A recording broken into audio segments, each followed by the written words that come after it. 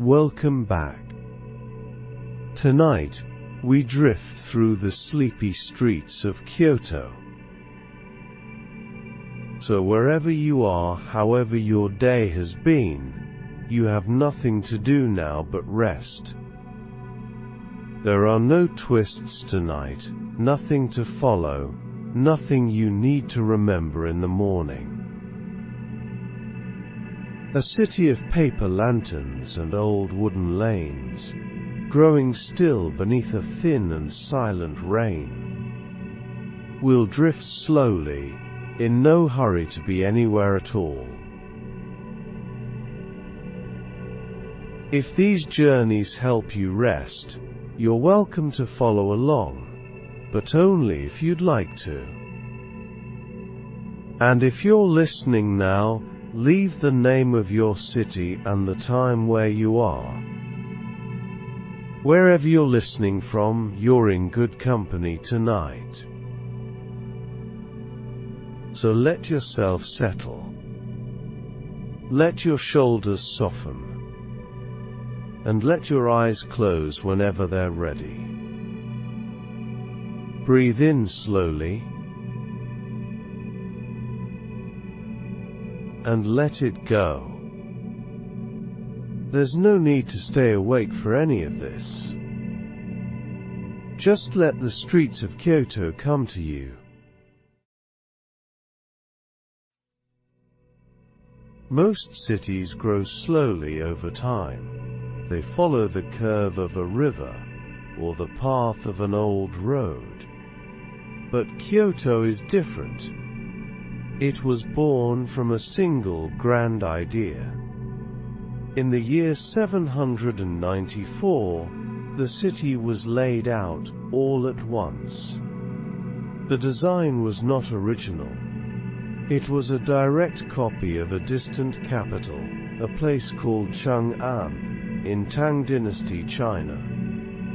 Imagine a vast, empty basin between the mountains. Then, picture the careful drawing of lines on a map. These lines created a perfect, symmetrical grid. This grid was then stamped onto the land itself. The streets you walk today still follow that ancient blueprint. It's a city built not from slow wandering, but from a deliberate, powerful act of creation. You can feel that sense of order in the straightness of the avenues, an echo of a plan made over 1,000 years ago. A city's first name holds the hopes of its founders. Before it was Kyoto, it was called Heian-kyo. The name means capital of peace and tranquility. This wasn't just a poetic choice. It was a declaration. The imperial court was moving from a city named Nara. Nara had become a place of political trouble and conflict. The founders of this new capital wanted a clean break. They wanted to leave the turmoil behind. So they chose a name that was a promise. A promise of stillness, of stability, of a peaceful future. The mountains that cradle the city seem to hold that promise. When you see the mist settling between them in the early morning, you can almost feel the meaning of that original name. It's a quiet reminder of the city's first and deepest wish, to be a place of peace. Some wars leave scars on a city. The Onin War of the 15th century did something more. It tore Kyoto in half. The fighting was so destructive that the city burned almost completely to the ground. For the next 100 years, Kyoto did not exist as a single place. It became two separate fortified towns. There was an upper Kyoto and a lower Kyoto. Between them lay a burned and empty no-man's land. This division wasn't just on a map. It settled into the minds of the people. Neighborhood identities were shaped by which side of the divide you were on. Even after the city was rebuilt and unified, a subtle sense of that old separation remained for centuries. It's a reminder that a city is not just its buildings, but also the ghosts of the lines that once divided its people. History sometimes turns on a quiet moment in a distant room. In the final years of World War II, Kyoto was at the very top of a terrible list. It was the primary target for the first atomic bomb. The city, with its ancient temples and wooden houses, was chosen for its devastating potential. But one man intervened. His name was Henry L. Stimson, the American Secretary of War. He had a personal connection to the city. Years before, he had spent his honeymoon in Kyoto. He remembered its beauty and its cultural importance. He argued forcefully that destroying it would be a tragedy for all of humanity. He personally struck Kyoto's name from the list. A single memory, a moment of reflection, saved 1,000 years of history from being erased in a single flash. The city we see today exists because of that quiet, unseen act. For 1,000 years, Kyoto was the center of Japan. It was the home of the emperor, the heart of the nation. Then, in 1868, everything changed.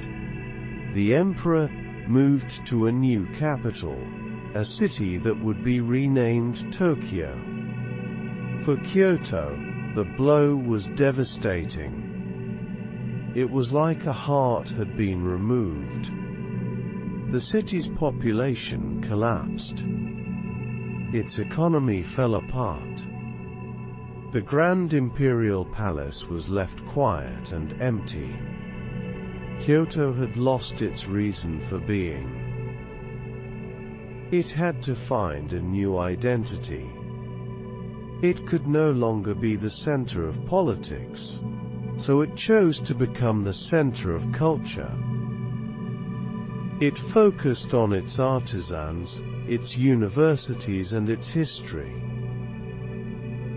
This moment of collapse forced a reinvention. The city we know today, a capital of craft and tradition, was born from the ashes of its former political self. After the capital moved to Tokyo, Kyoto was a city in despair. It needed a miracle to survive. That miracle came in the form of a canal. The construction of the Lake Biwa Canal in the late 19th century was a massive, desperate gamble. The plan was to dig a tunnel through the mountains. This would bring water from Japan's largest lake into the dying city. The project was an incredible feat of engineering. It brought fresh water for drinking and for industry. It brought a new transportation route for goods. Most importantly, It brought hydroelectric power. Kyoto had electricity before much of Tokyo. This single project revitalized the city. It powered new industries and gave Kyoto a future. It was a bold act of hope that paid off, a lifeline carved through stone that saved a city from fading away. The location of Kyoto was not chosen by chance. It was selected according to ancient principles of Chinese feng shui, known in Japan as fusui. The idea was to find a place that was naturally protected and spiritually harmonious. The founders found the perfect spot. It was a basin, a gentle bowl of land cradled by mountains on three sides, north, east, and west. This offered protection from harsh winds and evil spirits believed to come from the northeast. The south was left open, inviting good fortune. Through this basin flowed two rivers, the Kamo and the Katsura.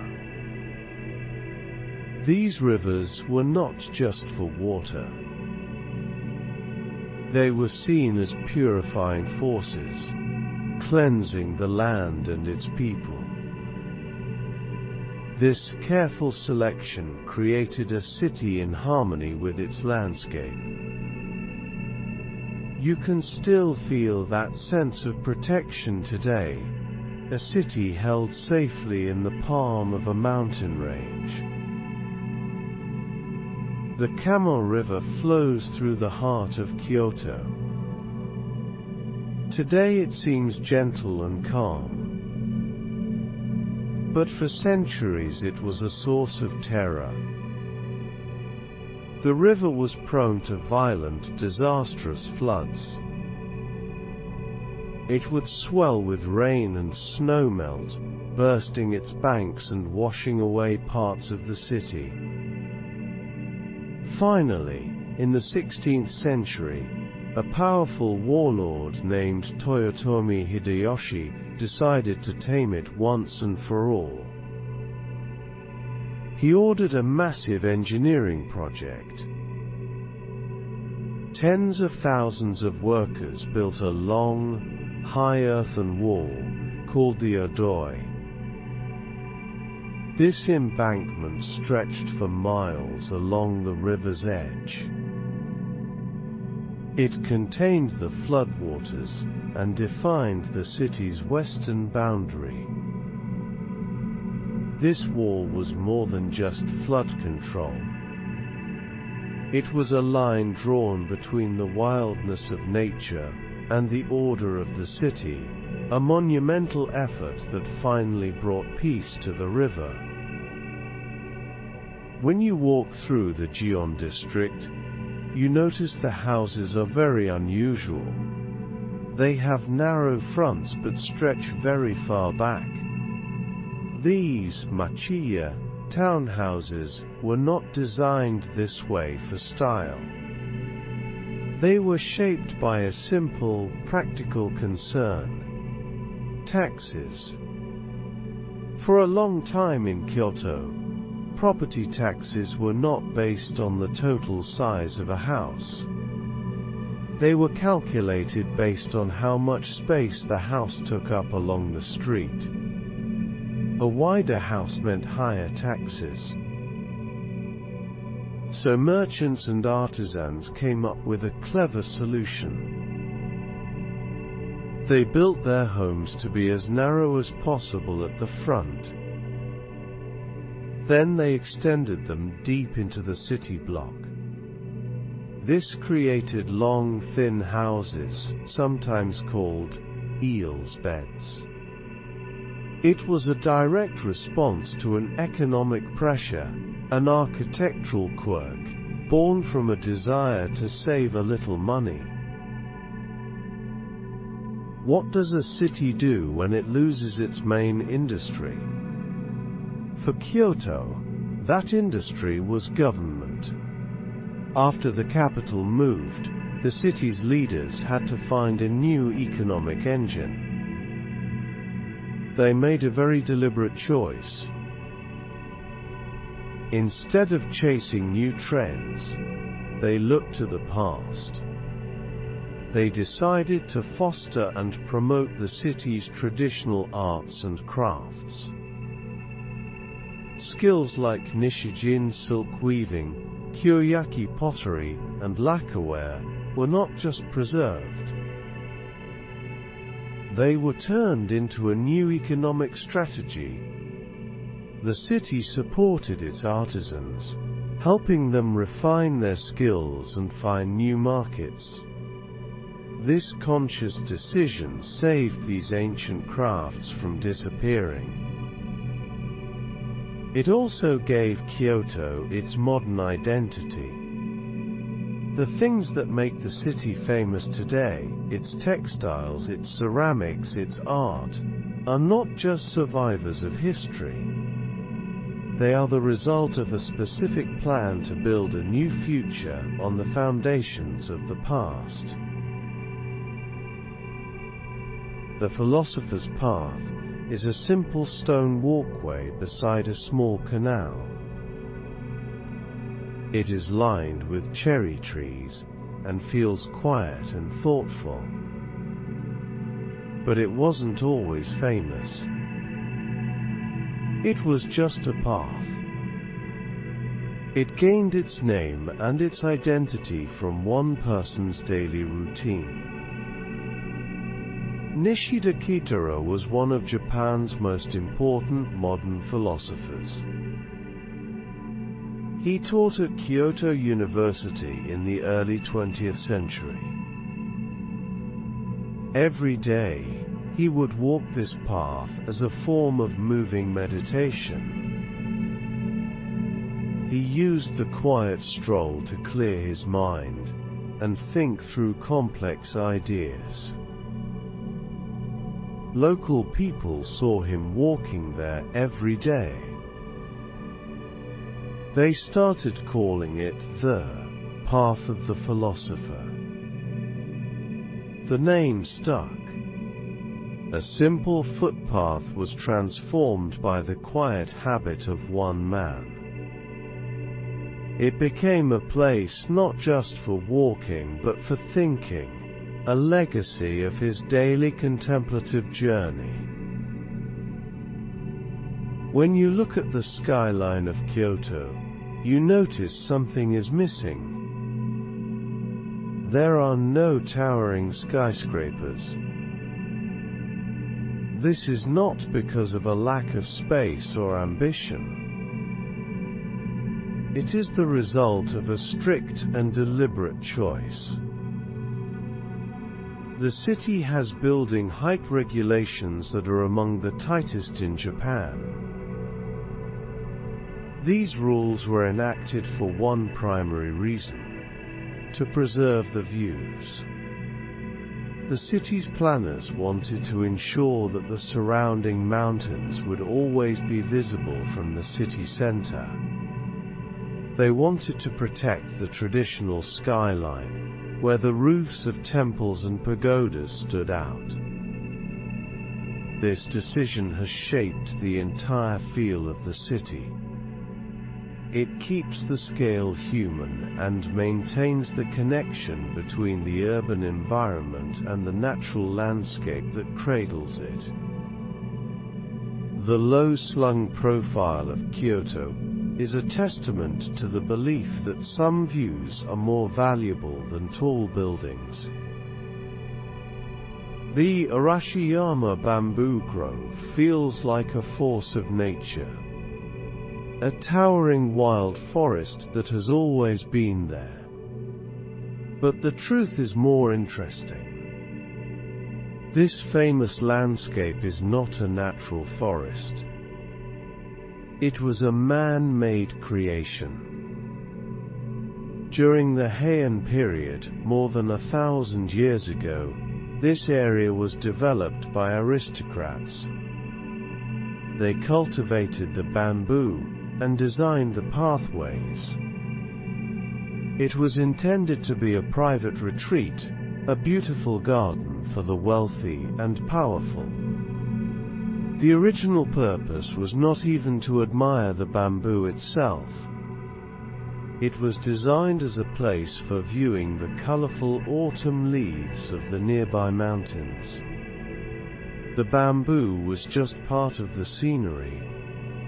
Over centuries, it grew into the dense, immersive forest we see today.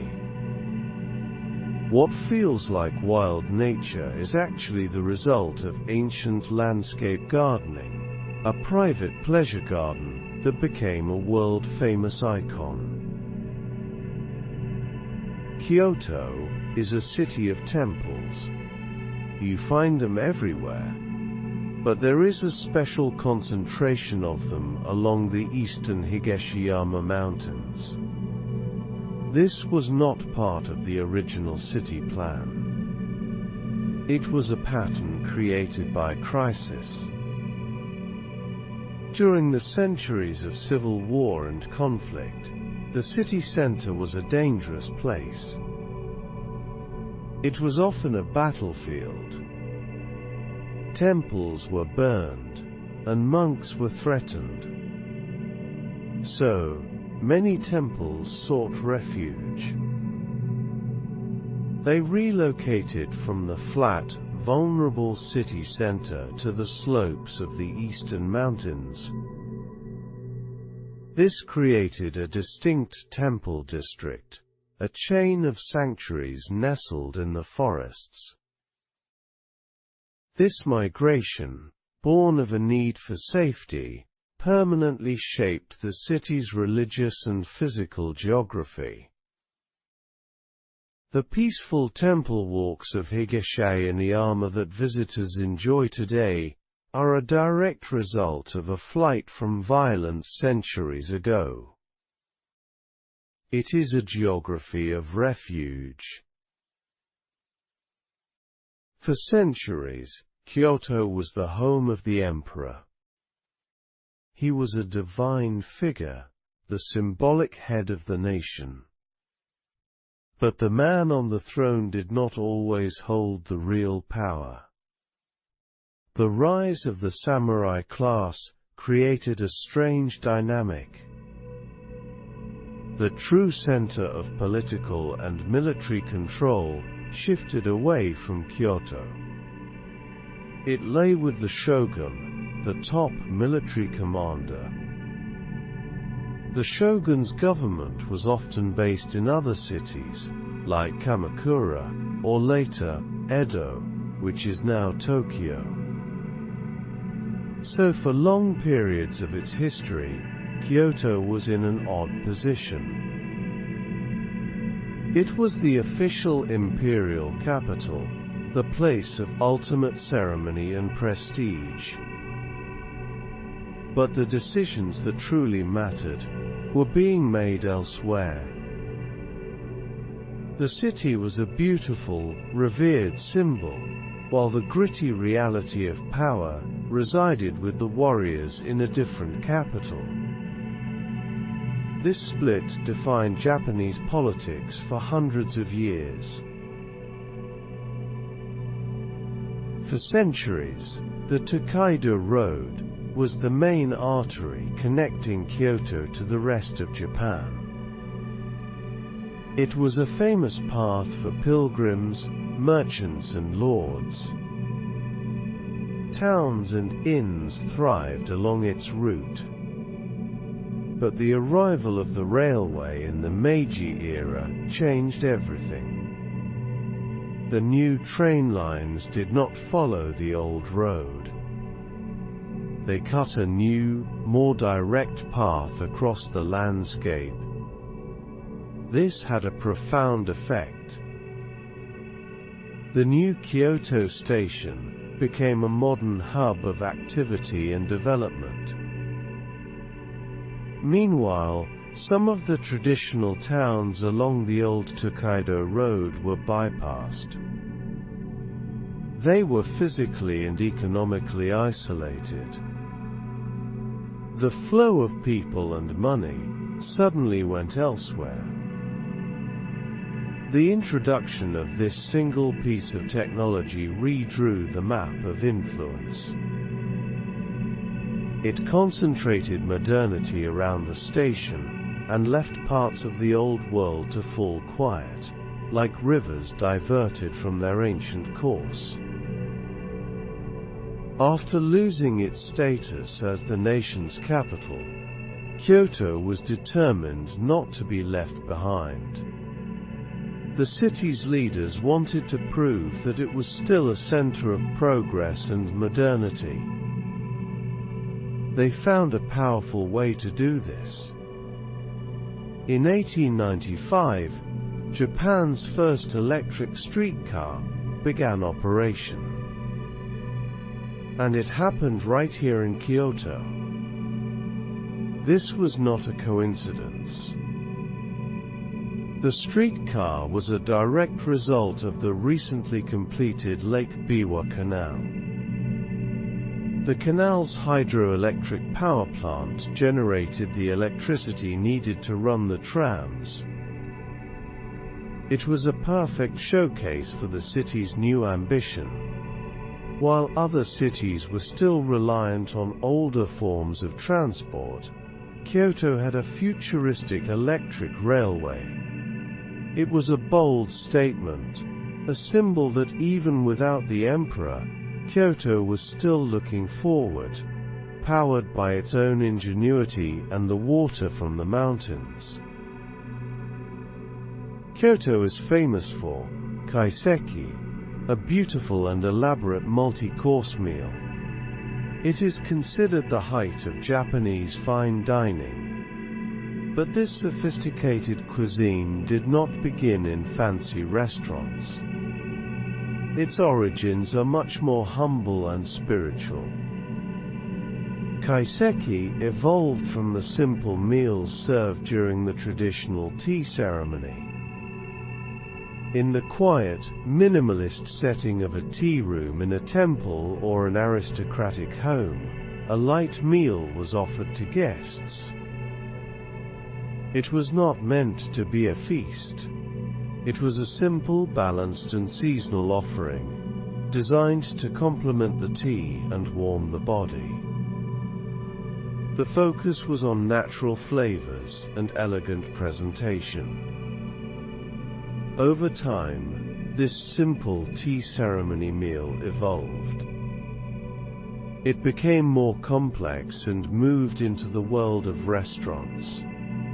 But its core principles of seasonality, simplicity and beauty still come from those quiet moments in a Kyoto tea room. During the Second World War, many of Japan's largest cities were devastated by firebombing. Tokyo, Osaka and Nagoya were all heavily targeted. But Kyoto was largely spared from the destruction. Because of this, it came to be seen as a safe haven. As the bombing campaigns intensified in other parts of the country, a mass evacuation began. People fled the burning cities, and many of them came to Kyoto. This caused a sudden and massive surge in the city's population. The ancient capital, which had been struggling with decline just decades earlier, was now overwhelmed with refugees. Resources were strained. Food was scarce. Housing was difficult to find. It was a strange and difficult time. The city that was saved from destruction became a crowded sanctuary, its quiet streets filled with the displaced and the desperate at the very end of the war. The Gion district today is known for its beauty. Its picturesque streets are filled with tea houses and graceful gaiko. But in the 1860s, these same streets had a much darker reputation. This was the base of the Shinsengumi. They were a special police force, loyal to the shogun. Their job was to suppress the growing movement to restore the emperor's power. And they were famously brutal. The Shinsengumi patrolled these narrow alleys, hunting down anti-shogunate activists. There were sword fights, assassinations and raids. The neighborhood was a place of fear and violence. This history is often hidden beneath the charming surface of modern Gion. But the stories remain. They are a reminder that even the most beautiful places can have a dark and violent past, a history written in blood on the stones of these quiet lanes. The street grid of Kyoto is famously regular, a near-perfect checkerboard of north-south and east-west lines. But there is one major interruption. The vast grounds of the imperial palace are not perfectly aligned with the grid. The entire rectangular complex is tilted slightly. This was not a mistake. It was a very deliberate choice, based on spiritual beliefs. The planners aligned the palace itself with what they considered to be a spiritually protective orientation. This was more important than maintaining the perfect geometry of the surrounding city. So the city's grid had to bend around it. The perfect pattern was broken to accommodate the sacred center. It's a fascinating detail you can see on any map. The logical grid of the city gives way to the higher logic of the heavens, forcing the mundane to shift for the divine. In the early 20th century, long before Tokyo became the center of Japanese pop culture, Kyoto had a different nickname. It was called the Hollywood of Japan. The reason was simple. The city was a perfect, ready-made movie set. The new film industry was booming, and many of the most popular movies were jidaigeki, or period dramas. These films needed historical backdrops, castles, temples, samurai residences, and old streets. Kyoto had them all in abundance. Filmmakers didn't need to build expensive sets. They could just film in the city's actual historic locations. This drew studios, actors, and directors to the city. A thriving film industry grew up around these natural sets. While that golden age has passed, the legacy remains. Kyoto's streets and temples are still a favorite location for historical films, a living backdrop for stories of the past. The Nishijin district is world famous for its luxurious, intricate silk weaving. The name itself tells the story of how this came to be. During the devastating Onin War in the 15th century, the city was an active battlefield. Artisans and weavers fled for their lives, and the weaving industry was destroyed. After the war ended, the city's leaders wanted to revive this important craft. They invited the scattered weavers to return. The area where they were encouraged to settle was the site of the Western Army's camp. In Japanese, Western camp is Nishijin. So the weavers returned and set up their looms on the very ground where one of the armies had been based. The district took its name from that military encampment. The place of war became the place of art. The name Nishijin is a permanent reminder of the industry's destruction and its rebirth. The geisha of Kyoto, known locally as Gaiko, are icons of traditional Japanese culture. But their profession did not appear out of nowhere. It evolved from a much simpler role. It began with women who worked at tea houses located near major shrines. Their job was to serve tea to tired pilgrims and travelers. Over time, to attract more customers, some of these women began to offer more than just tea. They started to entertain the visitors. They learned to play music, to sing, and to dance. This entertainment became more and more popular. Eventually, it became a distinct profession in itself. What started as a simple commercial pivot, adding entertainment to a tea service, created an entire, complex culture of art and hospitality. The elegant Gaiko of today can trace her lineage back to those humble women who first decided to offer a song with a cup of tea. Kyoto is a city of ancient wooden buildings. Some temples and pagodas have stood for over 1,000 years. This is remarkable in a country as prone to natural disasters as Japan. Part of the reason for this incredible survival is simple luck of geology.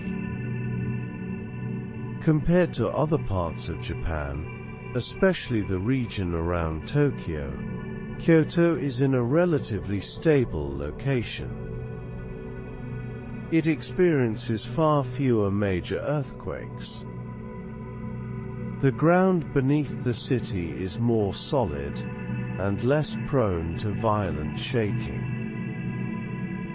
This geological good fortune has been a quiet guardian of the city's heritage. While the wooden structures of other cities were repeatedly destroyed by tremors and the fires that followed, many of Kyoto's treasures were simply left undisturbed. They have survived for so long not just because they were well built, but because the earth beneath them has been unusually kind and still.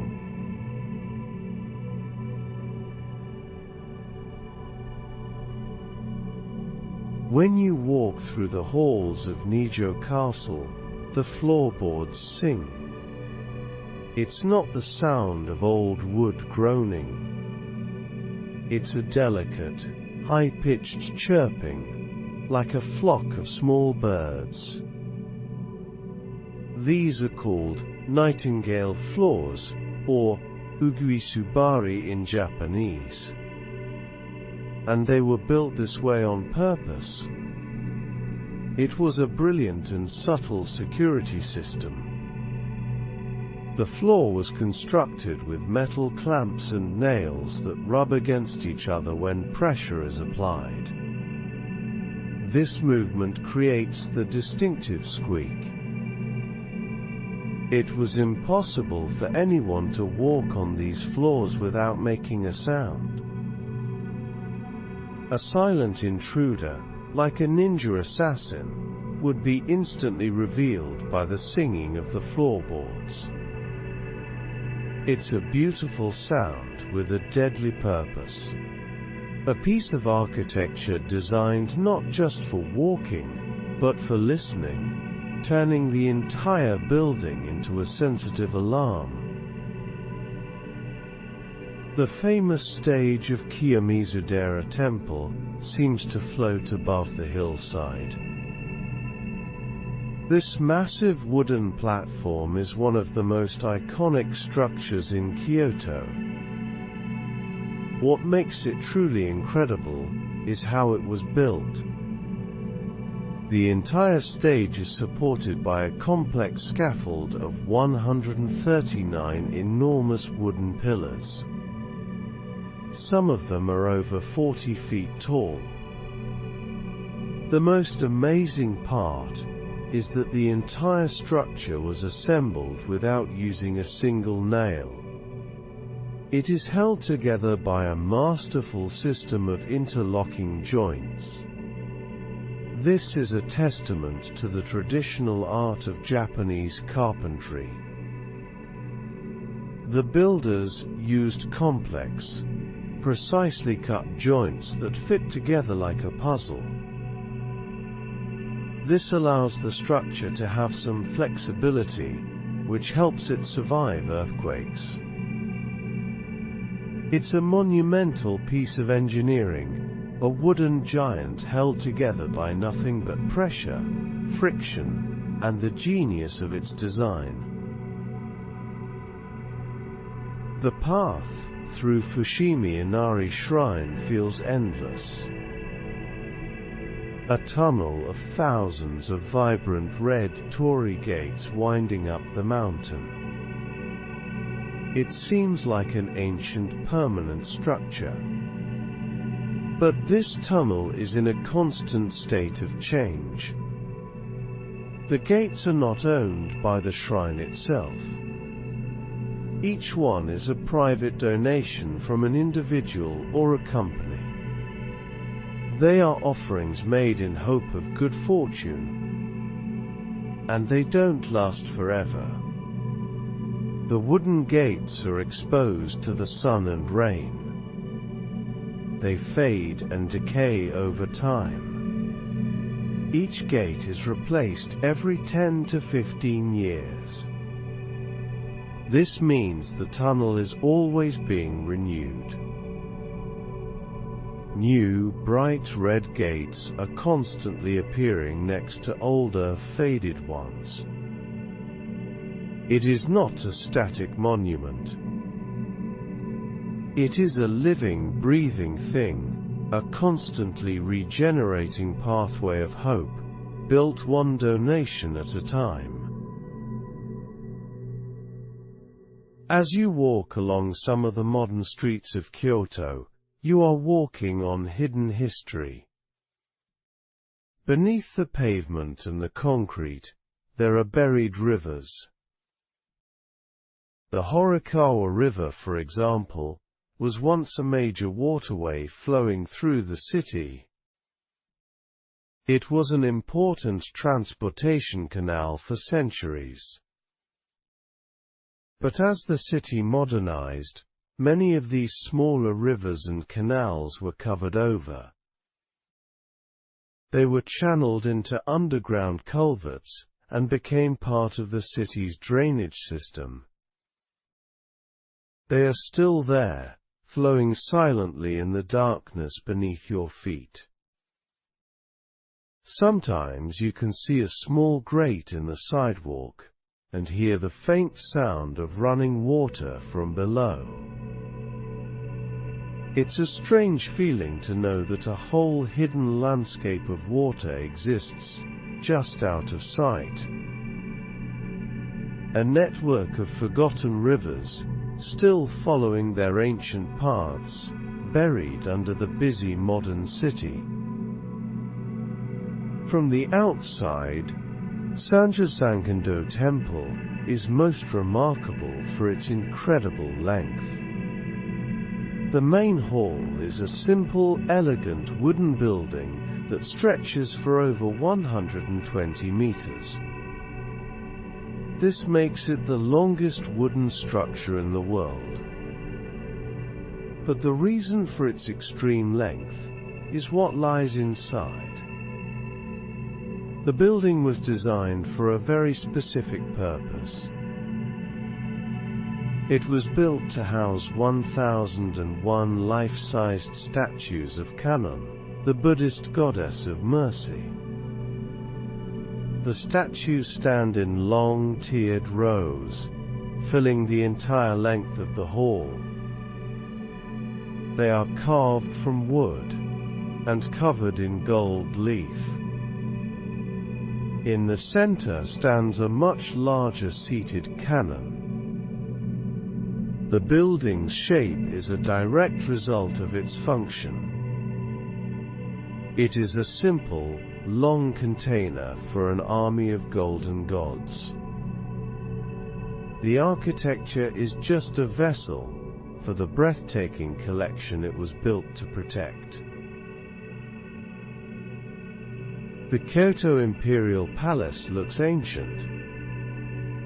Its graceful wooden halls and white gravel courtyards seem to have stood for 1,000 years. But the palace you can visit today is a relatively modern creation. The original palace, and many of its successors, were destroyed by fire again and again over the centuries. The current version was built in the mid-19th century, just before the emperor moved to Tokyo. When it was rebuilt, the architects made a deliberate choice. They did not use modern techniques or styles. Instead, they carefully researched and recreated the architectural style of a much earlier period. They built a new palace that was designed to look old. So while the buildings themselves are not ancient, they are a faithful and beautiful copy of a lost past. It is a 19th century dream of a much older world, preserved in pristine condition. You walk through the quiet forested grounds of Nanzenji, a serene Zen temple. You pass mossy stones and ancient wooden buildings. And then you see it. A massive red brick aqueduct, towering over the trees. It looks like a piece of ancient Rome that has been dropped into the middle of Japan. This striking structure is part of the Lake Biwa Canal, built in the Meiji era. It was a vital piece of industrial infrastructure, designed to carry water into the city. Its location, cutting right through the grounds of a major temple, is shocking. But it's also beautiful. The contrast between the European-style brick engineering and the traditional Japanese temple garden is breathtaking. It's a powerful symbol of the moment when Japan was rapidly modernizing. A collision of two different worlds, two different aesthetics, coexisting in one strange and wonderful place. The Fushimi district of Kyoto is famous for its sake. The area is filled with breweries, thanks to the high-quality spring water found there. To get a sense of this history, you can visit the Gekkeikan Okurasake Museum. The museum itself is interesting, but the building it is housed in is a piece of history. It is a former Seka brewery from the Meiji period, dating back to the early 1900s. The dark, wooden exterior and the massive interior brewing vats have been perfectly preserved.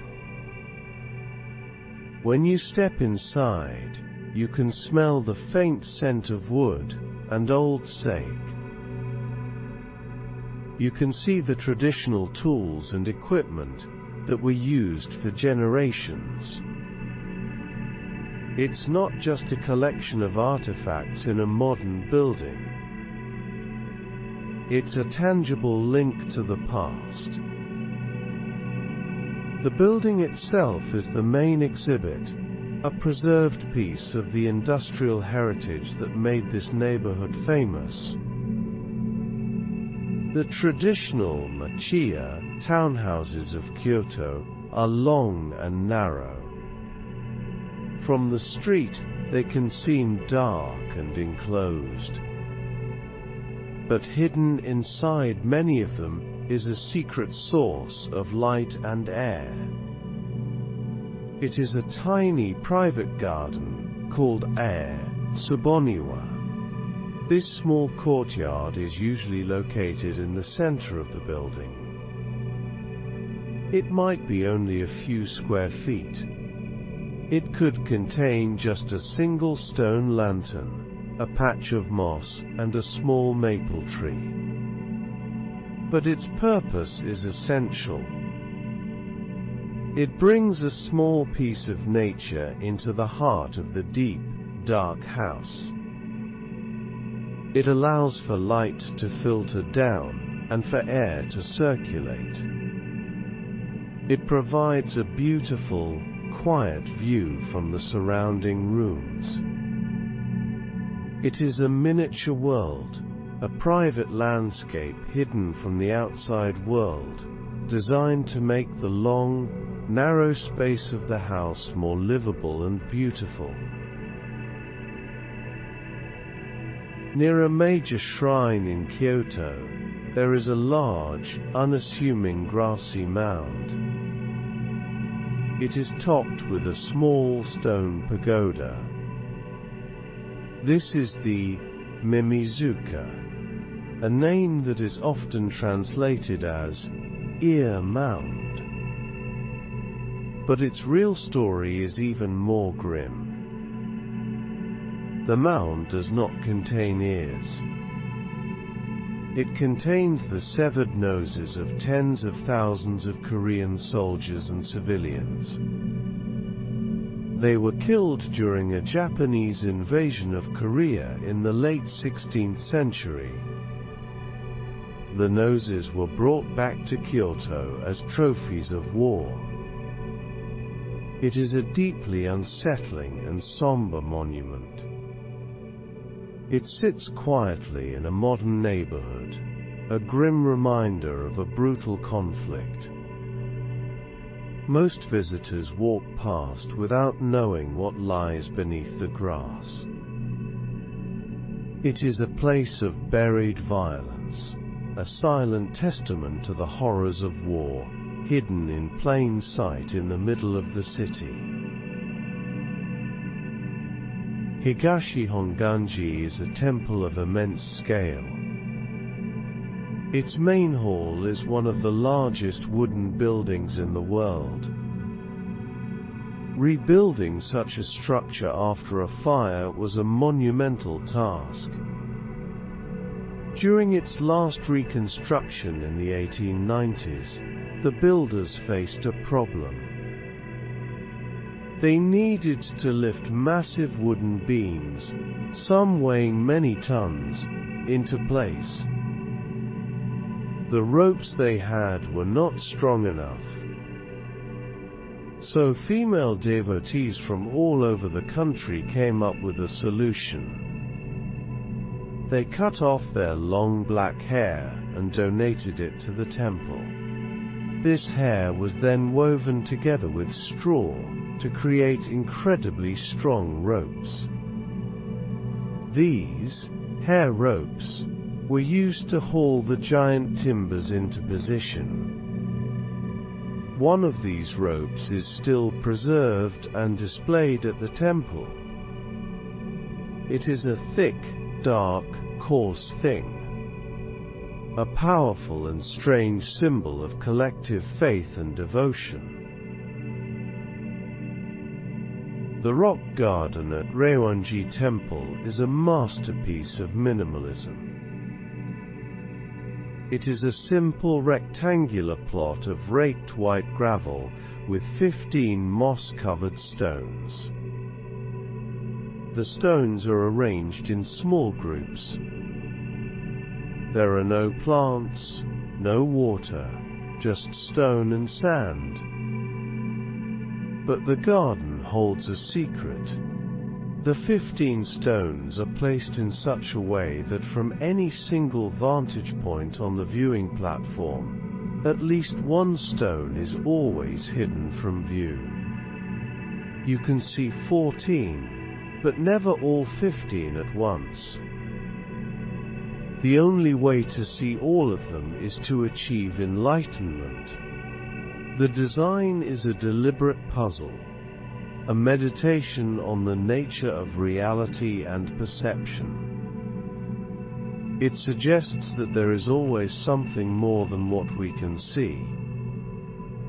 It is a lesson in the beauty of imperfection, a quiet reminder that a complete picture is always just beyond our grasp. Kyoto Tower is a slender, modern spire that rises above the low-slung city. It was controversial when it was built in the 1960s. Many people felt it clashed with the city's traditional aesthetic. But the way it was built is quite unique. Unlike most observation towers, such as the Eiffel Tower or the Tokyo Tower, Kyoto Tower does not have its own foundation directly on the ground. Instead, it was built on top of a 9-story commercial building. The steel lattice of the tower emerges from the roof of this building. This was a clever engineering solution. It allowed for the construction of a tall tower in a dense urban area, without taking up a large footprint on the ground. It's an unusual design, a tower that doesn't start at the street but in the sky, resting on the shoulders of another building. Next to the ancient hexagonal Rokkaku-do temple stands a sleek, modern glass building. The contrast is striking. This is the headquarters of Ikonobo, the oldest and largest school of Ikebana, the Japanese art of flower arranging. The art form itself is said to have originated at this very temple centuries ago. The new building is physically connected to its historic birthplace. It represents the modern face of a traditional art. Inside there are classrooms, offices, and exhibition spaces. The glass facade reflects the old temple next to it. It's a beautiful architectural dialogue between the past and the present. The sleek contemporary structure doesn't erase the history. It embraces it, housing the continuing evolution of an art form right next to the spot where it first took root. It is a bridge between the ancient and the modern, built of glass and steel. The film director Akira Kurosawa made a gate in Kyoto famous around the world. His masterpiece, Rashomon, is named after the massive southern gate that once marked the entrance to the city. In the film, it is a decaying, imposing structure, a symbol of a fallen world. But if you go looking for this famous gate today, you will be disappointed. The real Rashomon gate is long gone. It fell into disrepair and collapsed in the 12th century, a victim of neglect and storms. Nothing of the original structure remains. All you can find is a simple weathered stone marker. It sits quietly in a small, nondescript city park, surrounded by modern apartment buildings and playgrounds. It is a humble and easily missed monument to something that was once grand and imposing. The gate now exists only in stories, and in the memory of a great film. The walls surrounding the Kyoto Imperial Palace are not plain. They are made of a pale brown earthen material, but they are decorated with a distinct pattern of horizontal white stripes. There are always 5 of these stripes. This design is known as Suji-bei. It was not just a decorative choice. It was a code. The number of stripes on a wall indicated the rank and status of the person who lived within. Walls with 5 stripes were reserved for imperial palaces, or for temples with the highest imperial connections. A lesser noble might have a wall with 3 stripes, or just 1. It was a visual language of power and prestige, built right into the architecture. When you see these 5 white lines today, you are seeing a symbol of the highest rank, a pattern that declared to the world that this was the home of the emperor. On the rooftops of Japanese castles, like Nijo Castle in Kyoto, you often see large golden statues of a mythical creature. It has the head of a tiger and the body of a fish. This creature is called Afai Shachi. They are usually placed at either end of the main roof ridge. They look like beautiful decorations, gleaming in the sun. But they were believed to have a very important, practical purpose. Castles were wooden structures, highly vulnerable to fire. The shachi was a guardian. It was believed to be a creature of the water. In the event of a fire, it was said that the shachi could summon rain or spout water from its mouth to extinguish the flames. They were not just ornaments. They were magical fire extinguishers, golden protectors perched on the roof, ready to defend the castle from its greatest enemy. Kinkakuji, the Golden Pavilion, is one of the most famous sights in the world. Its top 2 floors are completely covered in shimmering gold leaf, which reflects perfectly in the surrounding pond.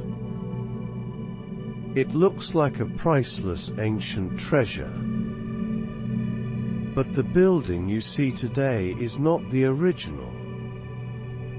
It is a perfect reconstruction, built in 1955. The original pavilion, which had stood for centuries, was destroyed in 1950. It was burned to the ground by one of the temple's own novice monks. The young monk was mentally disturbed and obsessed with the pavilion's beauty. This shocking act of destruction became the subject of a famous novel by Yukio Mishima. The building we admire today is a ghost, a flawless copy of a lost masterpiece. Its perfect, shining surface hides a dark and tragic story of obsession and fire. Not far from the glittering golden pavilion is another famous temple, Jinkakuji. The name means the silver pavilion. You might expect to see a building covered in silver, a cool counterpart to the warm glow of Kinkakuji.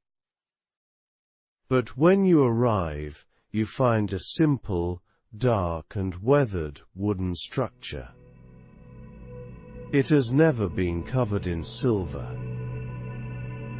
The reason for the name is a small mystery. Some say that the original plan was to cover it in silver leaf, but the project was never completed, due to lack of funds or the outbreak of war. Others believe the name was chosen to create a poetic contrast with the Golden Pavilion. The dark wood, especially when wet with rain or seen by moonlight, was said to have a silvery sheen. Whatever the reason, the name is a beautiful piece of misdirection, promising something shiny, but delivering something much more subtle and profound. Nishiki Market is a long, narrow street, just 5 blocks long, but it is packed with energy. It's a sensory overload of sights, sounds, and smells. As you walk through the crowded lane, you might notice the unusual quality of the light. Looking up, you see that the market is covered by a continuous glass roof. This roof is not plain glass. It is a pattern of red, yellow, and green panels. This canopy does more than just protect the shoppers from the rain.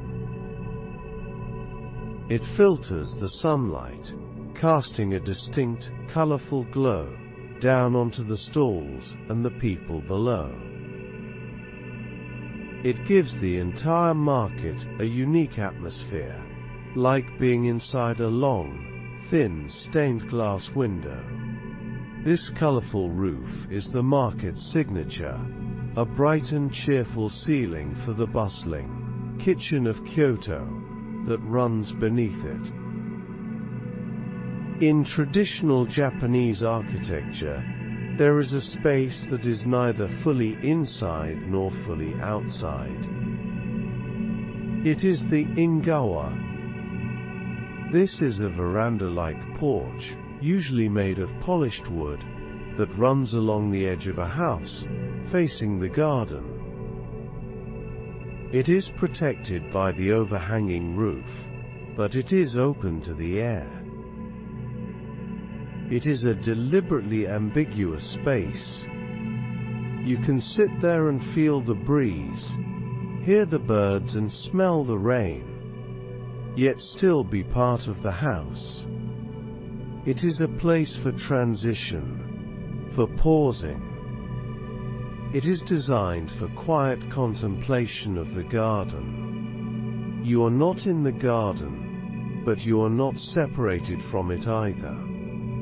It is a perfect, simple piece of architecture that creates a space for a specific feeling. The quiet joy of being connected to nature while still being at home. The bridges that cross the Kamo River seem simple and functional. But if you look closely at the Kamo River Hashi Bridge, you can see a clever piece of engineering.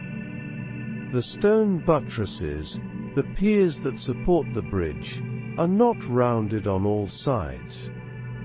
On the upstream side, the side that faces the current, they are built with sharp, pointed ends. These triangular points have a specific purpose. In the spring, when the snow in the mountains melts, the river can fill with debris and large chunks of ice. These pointed buttresses are designed to act like the bow of a ship. They break up the ice flows and push logs and other debris safely to either side of the pier. This prevents a dam from forming that could damage or destroy the bridge. It's a small, thoughtful detail, an elegant solution to a powerful seasonal threat. The Tojiin Temple has a tea room that was designed by a famous shogun, Ashikaga Takeuji. Like all tea rooms, it is a space for quiet contemplation. But this one has a very unusual feature. The windows are not at eye level. They are placed very low, almost at the floor. To look out at the beautiful garden, you cannot simply stand and glance outside. You are forced to kneel on the tatami mat. You must adopt a humble, respectful posture to be rewarded with the view. This is a deliberate design choice. It controls how you experience the space and the garden beyond. It is a piece of architecture that teaches you how to behave. It forces you to slow down, to be present, and to see the world from a different, more grounded perspective.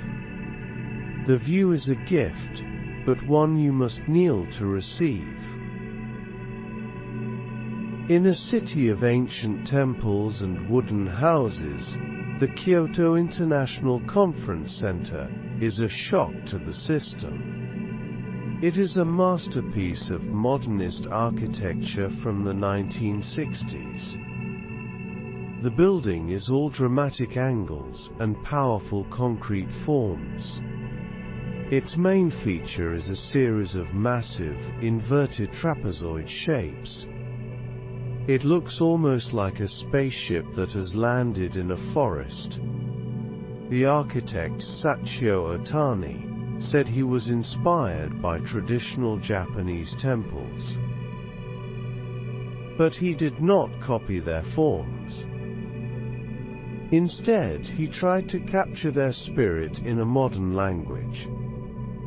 The complex, interlocking structure is meant to evoke the feeling of a temple complex.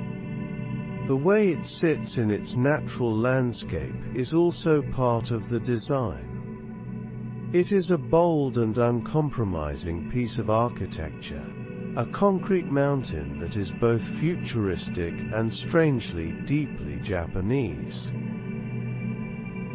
The paper screens in a traditional Japanese house seem incredibly fragile. These shoji screens are made of a delicate wooden lattice covered with thin washi paper. It seems like a poor choice for a wall, but they are a key part of the architectural genius of these buildings. Shoji screens are not fixed walls. They can be slid open or removed completely. This allows for the creation of flexible spaces. A large room can be divided into smaller, more intimate ones. Or all the screens can be opened to create one large space for a gathering. They also have a unique relationship with light. They don't block it. They diffuse it. Sunlight passing through a shoji screen is transformed into a soft, even, shadowless glow.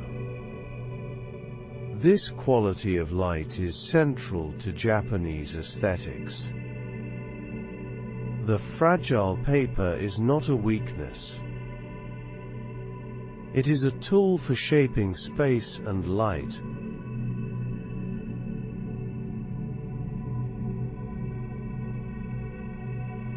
The Gion Matsuri in July is Kyoto's biggest festival.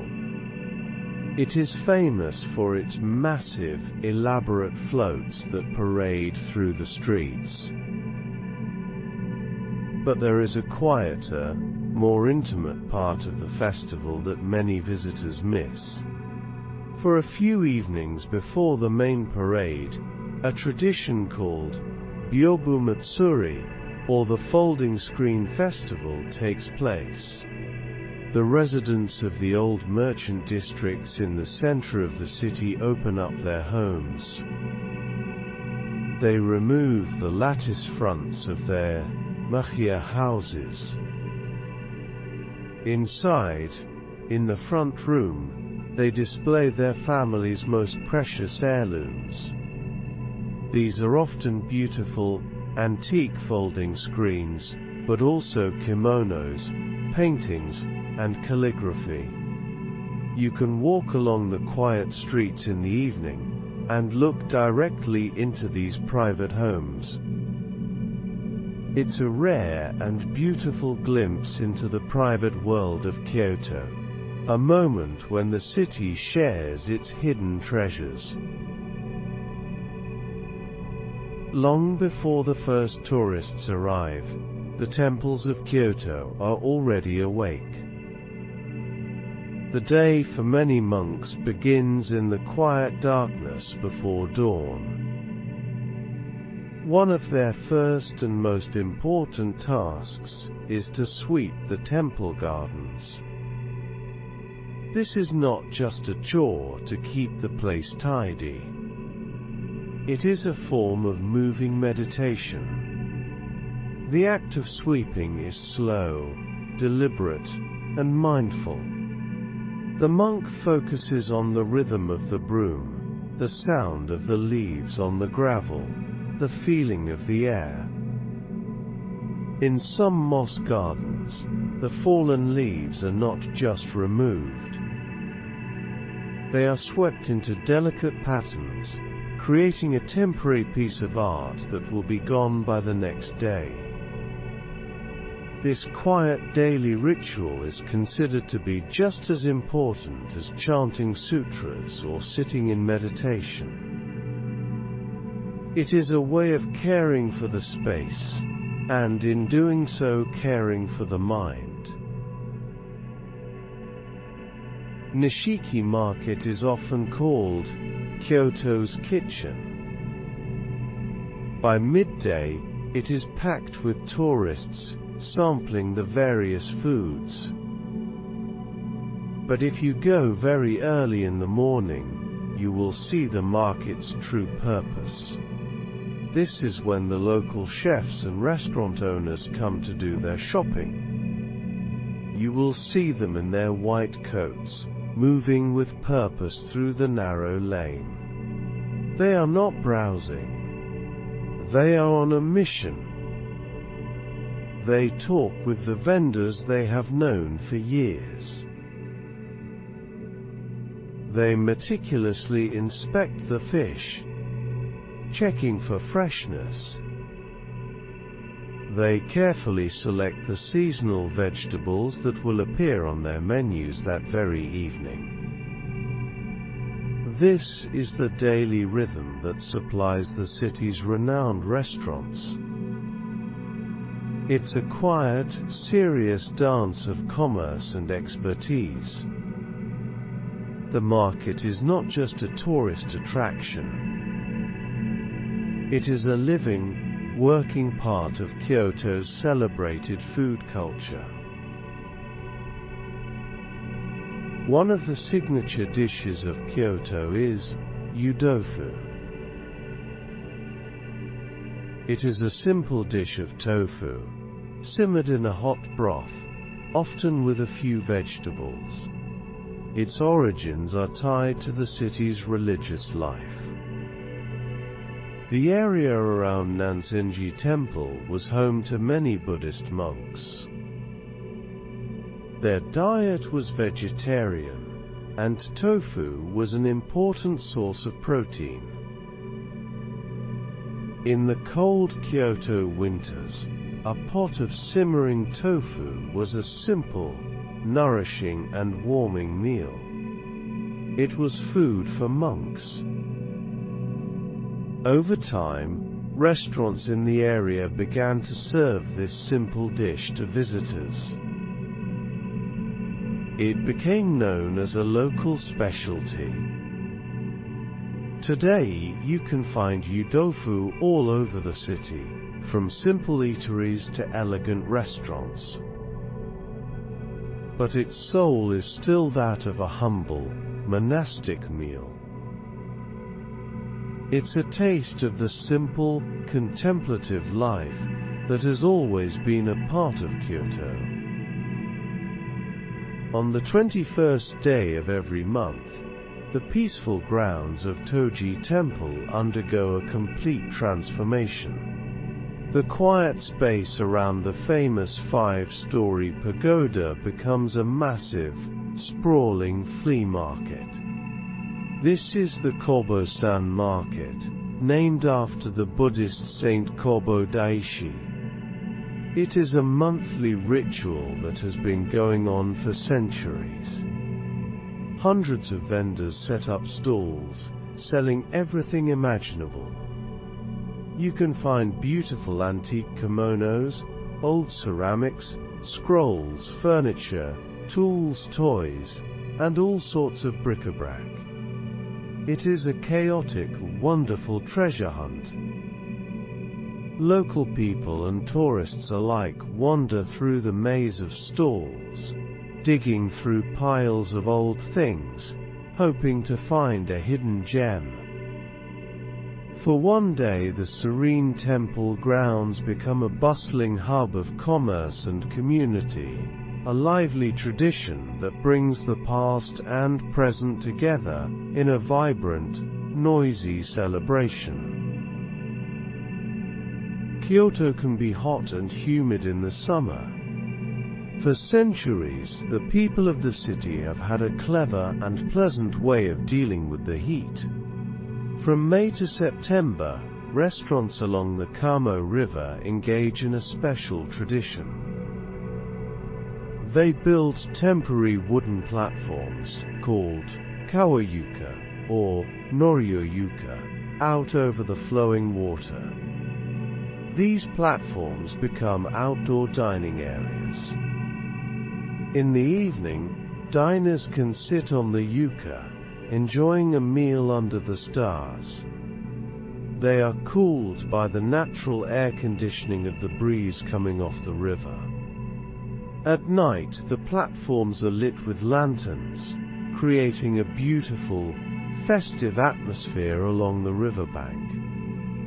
It is a seasonal rhythm, a sign that summer has truly arrived. The platforms appear in the spring and are dismantled in the fall, a temporary architecture of pleasure that follows the turning of the year. The world of the Gaiko and Maiko in Gion is governed by many traditions. One of the most important happens on December 13th. This day is called Koto Hajime, which means the beginning of things. It marks the start of the New Year's preparations. On this day, the Gaiko and their apprentices, the Maiko, dress in their formal attire. They make a series of formal visits. They go to their dance teachers and the tea houses where they entertain. They offer a simple, polite greeting, wishing the owner a happy new year. In return, they receive a gift of a special decorative fan. It is a quiet, formal, and very important ritual. It reinforces the strong relationships and hierarchies within their unique community. It is a day of gratitude and respect, a graceful ceremony that marks the turning of the year in the flower and willow world. In the late afternoon in some of the quieter residential neighborhoods of Kyoto, you might hear a strange and mournful sound. It is the sound of a small brass horn or trumpet. It plays a simple, repeating melody. This is the sound of the tofu vendor. For generations, tofu was not just sold in shops. It was delivered fresh every day by vendors who traveled the streets on bicycles with small wooden carts.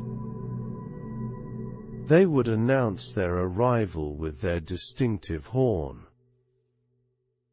This tradition is fading now. Most people buy their tofu at the supermarket. but in a few neighborhoods you can still hear it. The sound echoes down the narrow streets at dusk.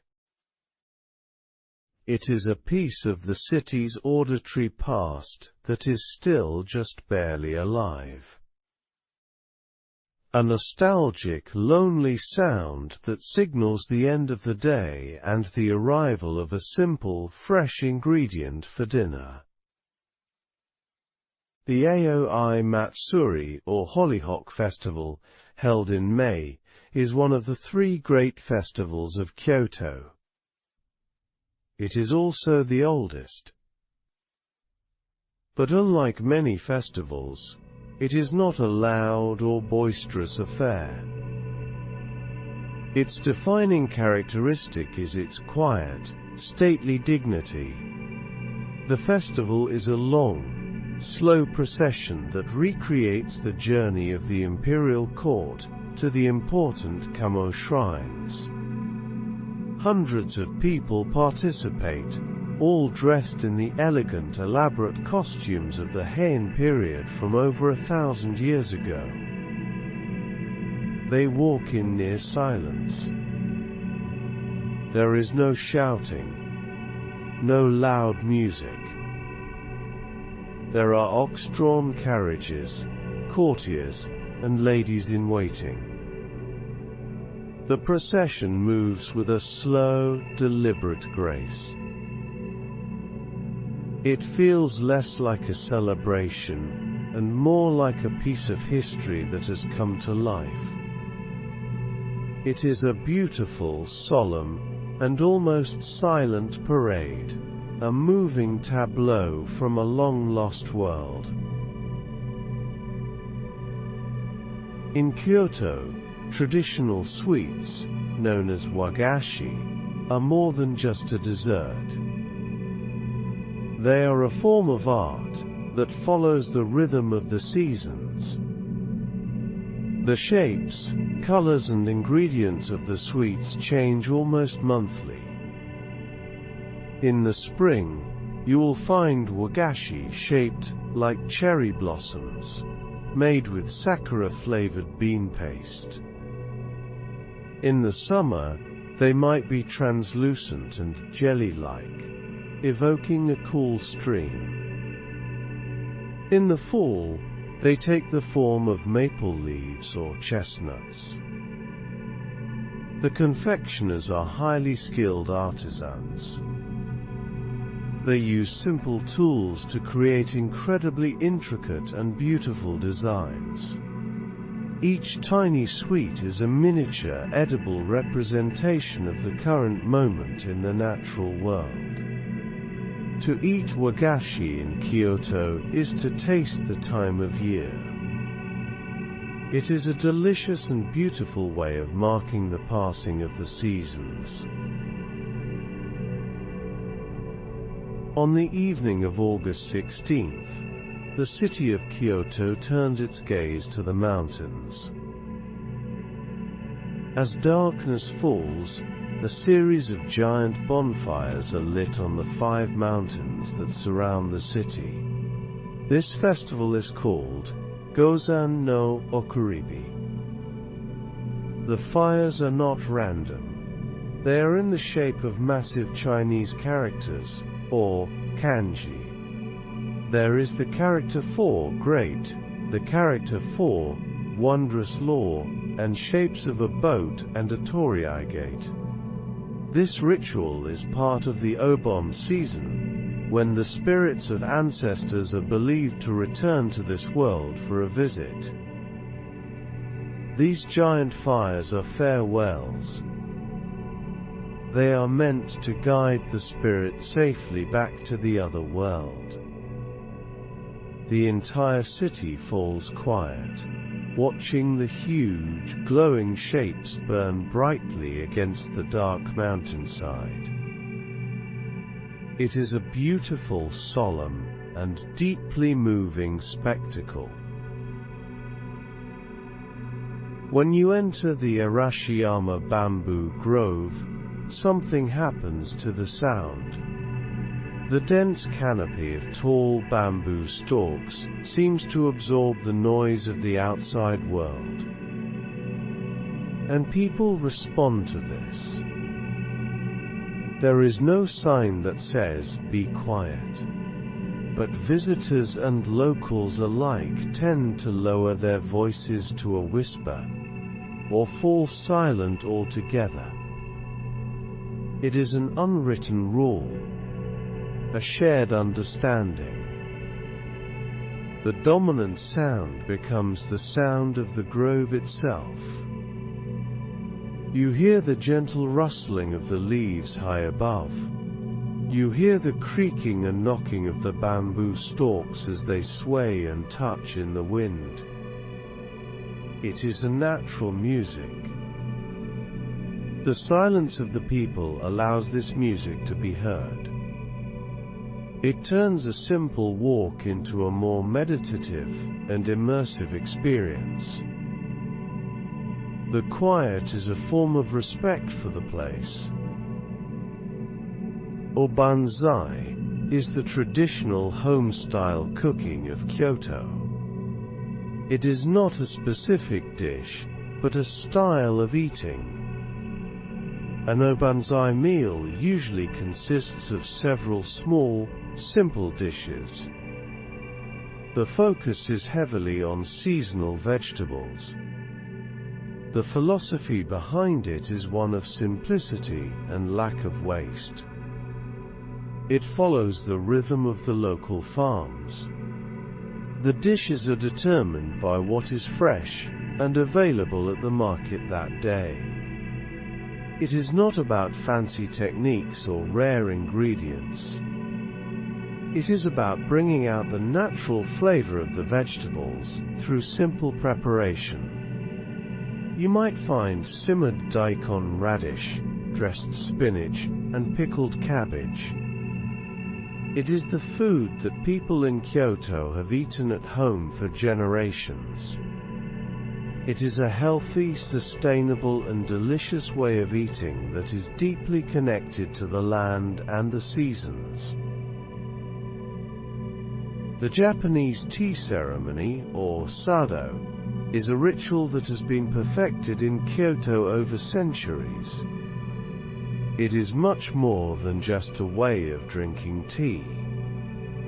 It is a form of moving meditation, a choreographed performance of grace and precision. Every movement is prescribed, from the way the host enters the room to the way they clean the tea bowl.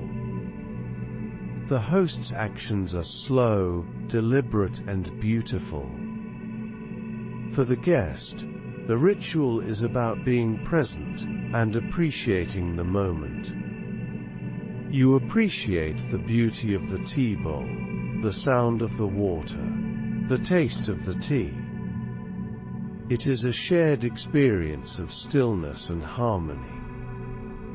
In the quiet of the tea room, the noise of the outside world fades away. For a short time, there is only the simple, profound act of preparing and receiving a single bowl of tea. As daylight begins to fade in the Gion district, a quiet, subtle rhythm begins. It is the lighting of the lanterns. Outside the traditional wooden tea houses and restaurants, there are paper lanterns called chochin. Many of them bear the name of the establishment or the crest of the Gaiko who live there. As dusk settles, you will see a hand reach out from a sliding door, or a person emerge from a shop. One by one, they switch on the lights inside these lanterns. A soft, warm glow begins to appear along the dark streets. This simple act is a signal. It means the business of the night is about to begin. The tea houses are ready to welcome their guests. The restaurants are open for dinner. It is a gentle transition from day to night, a quiet and beautiful announcement that the evening has arrived. The Setsubun Festival, which marks the beginning of spring, is celebrated all over Japan. But the celebration at Yoshida Shrine in Kyoto is particularly dramatic. The main event takes place at night. A massive conical pyre of wood and prayer sticks is set ablaze. This huge bonfire lights up the night sky, and you can feel the intense heat from far away. People come to the shrine and buy wooden prayer sticks, called goma. They write their wishes on them, or the evils they want to drive away. These sticks are then thrown into the roaring fire. The belief is that as the sticks burn, the evil spirits are driven off, and the wishes for the new year are carried up to the heavens. It is a fiery, cathartic ritual, a powerful and primal release of the old, to make way for the new. At night, the narrow stone-paved alleys of the Gion district become very quiet. The sounds of the day, the traffic, the crowds, disappear. In this stillness, a new sound emerges. It is the distinctive clacking of wooden sandals on stone. These sandals are called geta, and they are part of the traditional footwear for Gaiko and Maiko. As they hurry from one appointment to another, their geta make a sharp, rhythmic, karan-koran sound. Sometimes, this is the only sound you can hear in the quiet alleyways. It echoes off the dark wooden walls of the tea houses. It is a sound that is unique to this place and this time of night. It is the sound of the flower and willow world moving through the darkness, a fleeting musical announcement of a hidden culture that comes alive after dark. Everyone knows about Japan's cherry blossoms. The Guseishi Hanami season is a huge, joyous celebration. But before the cherry blossoms arrive, there is a quieter, more subtle floral event. In late February, the plum blossoms open. In Kyoto, the plum blossoms are celebrated with a more reserved and local reverence. The main place to see them is Kitano Tenmangu Shrine, which is famous for its plum grove. The shrine holds a festival called Baikasai, the Plum Blossom Festival. The delicate pink and white blossoms appear on the gnarled, dark branches of the trees, while the air is still cold. They are a symbol of perseverance, and the first promise of spring. For many locals, this quiet viewing of the plum blossoms is more cherished than the crowded chaos of the cherry blossom season that will follow. It is a more personal and contemplative welcome to the changing season.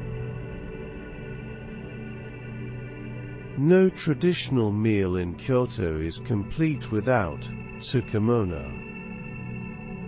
These are Japanese pickles. But they are far more varied and important than the pickles you might be used to. The preparation of tsukemono is a daily rhythm in many Kyoto homes and restaurants.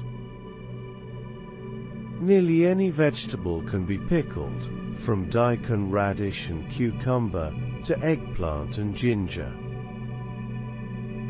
The pickling methods are also diverse. Some are pickled in salt, some in rice bran, some in miso. They provide a wonderful variety of textures, from crunchy to soft. They also offer a range of tastes: salty, sour, sweet, and savory. Their bright, beautiful colors also add visual appeal to a meal. They are not just a side dish. They are an essential component, a way of preserving the seasonal harvest, and adding a sharp, clean counterpoint to the other flavors on the table. At Yakumen-ben Chonji Temple, a very unusual ritual takes place several times a year. It is called Juzukuri. Hundreds of people gather in one of the temple's main halls. They sit in a huge circle. Then, a gigantic Buddhist rosary, or juzu, is brought out. This rosary is enormous, weighing over 500 pounds and measuring over 100 meters long. The people in the circle lift the massive rosary. As they chant a Buddhist prayer, they begin to pass the rosary over their heads, from person to person around the circle. The giant beads slide through their hands. The belief is that by touching the rosary as it passes, you receive the same merit as if you had chanted the prayer thousands of times. It is a powerful and strange spectacle of communal prayer, a physical act of shared faith. The morning commute in most cities is a hurried and stressful affair. In Kyoto, for many people, it includes a small, quiet ritual of stillness. The city is crossed by the Kamo River, and many people walk or bike over its bridges on their way to work or school. It is very common to see people pause for a moment on these bridges. They stop and lean on the railing. They are not checking their phones. They are looking at the river. They watch the clear water flowing, the birds diving for fish, or the way the light hits the distant mountains. It is a small, collective moment of quiet observation. A shared habit of connecting with the nature that runs through the very heart of the city. Before diving into the busyness of the day, they take a breath and watch the river flow. The cherry blossom viewing season, or Hanami, is one of the most famous events in Japan. In Kyoto, the popular viewing spots can be incredibly crowded during the day. But many locals prefer to enjoy the blossoms in a different way. They practice Yozakura, which means night sakura. After dark, many of the cherry trees in parks, shrines, and along canals are lit up with lanterns or spotlights. The blossoms take on a completely different character at night. They look ethereal and almost translucent against the dark sky. The crowds of the day have thinned out. The atmosphere is quieter, more romantic and more magical. For many Kyoto residents, this is the true way to appreciate the fleeting beauty of the cherry blossoms. It is a more intimate and peaceful communion with the spirit of spring. When you walk into a temple in Kyoto, you are often greeted by a subtle, pleasant fragrance. This is the smell of Japanese incense, or ko.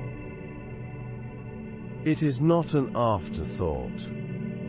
The blending of incense is a centuries-old art form in Kyoto, known as kodo, or the way of incense. It is considered one of the classical arts, alongside tea ceremony and flower arranging. The incense is made from fragrant woods like sandalwood and agarwood, mixed with spices and herbs. The recipes are often secret, passed down through generations. There are shops in Kyoto that have been in the same family for hundreds of years, dedicated to this single craft.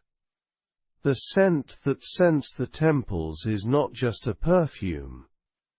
It is the product of a deep and refined cultural tradition, a quiet art that you experience through smell. The end of the year in the West is often marked by loud parties and fireworks. In Kyoto, the transition to the new year is marked by a much more solemn and resonant sound. On New Year's Eve, the giant bronze bells of the city's temples are rung. This ritual is called Gion no Kane. The bell is not rung just a few times. It is rung 108 times. In Buddhist belief, there are 108 worldly desires or sins that cause human suffering. Each toll of the bell is said to purify one of these desires. The ringing starts just before midnight and continues into the first moments of the new year. The deep, powerful sound of the bells echoes through the cold night air across the entire city. It is a slow, meditative and cleansing sound, washing away the impurities of the old year to begin the new one with a clean slate. On summer nights in the Arashiyama district, a scene from 1,000 years ago comes to life on the river. This is ukai, the ancient art of cormorant fishing. Fishermen on long wooden boats use trained cormorants to catch fish. A bright fire burns in a basket at the front of each boat. This fire attracts the fish. The fisherman holds the leashes of about a dozen birds. The birds dive into the water and catch the fish in their beaks. A snare around the bird's neck prevents it from swallowing the larger fish. The fisherman then pulls the bird back to the boat and retrieves the fish. It is a dramatic and beautiful spectacle, with the fire reflecting on the dark water. This method of fishing is no longer commercially viable. It is preserved as a living tradition, a performance that keeps a piece of ancient history alive.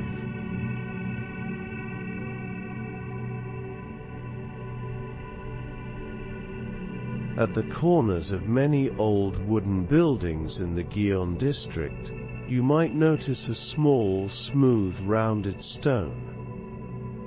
It sits right at the base of the wall.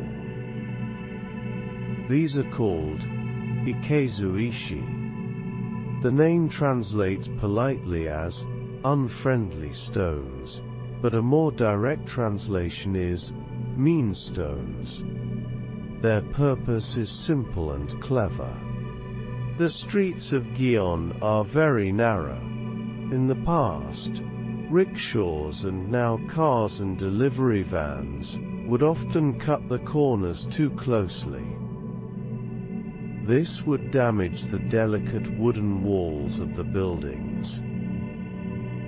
The stones are placed there to prevent this.